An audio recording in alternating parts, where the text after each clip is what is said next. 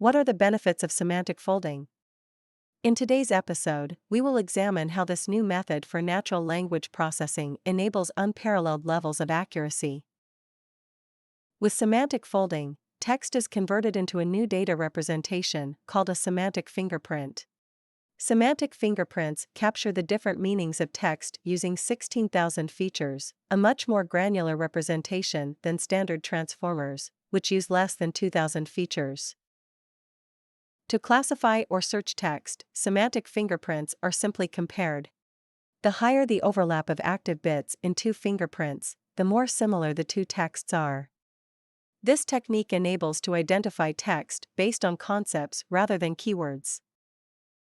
Applications leveraging semantic folding are able to match sentences that have similar meanings but different phrasing. This reduces drastically the number of false positives and improves the quality of results. Curious to learn more about semantic folding?